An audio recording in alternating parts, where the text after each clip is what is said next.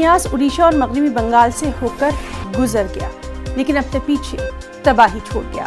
इससे हुए नुकसानात अब सामने आ रहे हैं। कल भी हमने ये जिक्र किया था कि तूफान तो आकर गुजर जाता है, लेकिन उसके बाद जो निशानात अपने पीछे छोड़ जाता है उससे मुताल्लिक भी हम आपको बताएंगे। इन दोनों रियासतों में तूफान यास से हुए नुकसानात का अब जायजा लिया जा रहा है।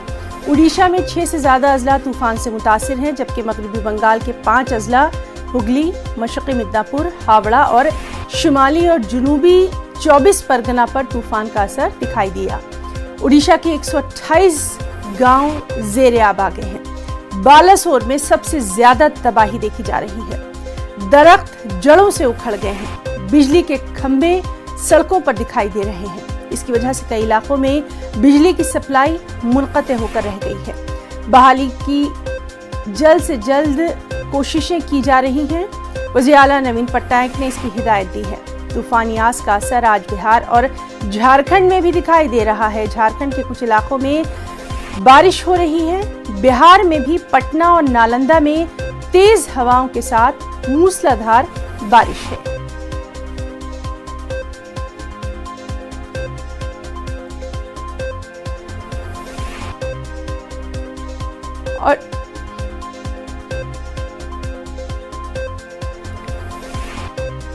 और चलिए सीधे रुख करेंगे हम अपने नुमाइंदे